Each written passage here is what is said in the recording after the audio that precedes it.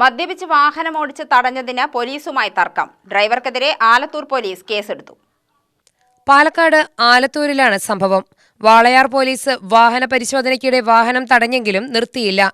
തുടർന്ന് ദേശീയപാതയിൽ സ്വാതി ജംഗ്ഷനിൽ വെച്ച് ആലത്തൂർ പോലീസ് വാഹനം തടഞ്ഞു. മദ്യപിച്ച് വാഹനം ഓടിച്ചത് ചോദ്യം ചെയ്തതിന് വാഹനത്തിലുണ്ടായിരുന്ന യുവതികൾ പോലീസുമായി തർക്കമുണ്ടാക്കി.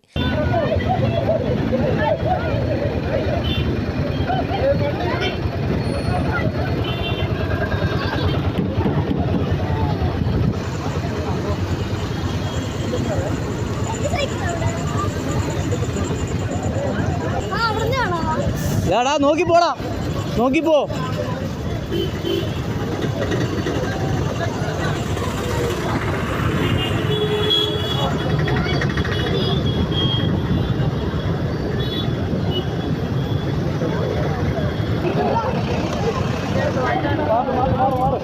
വഴിമാറി കൊടുക്കേ.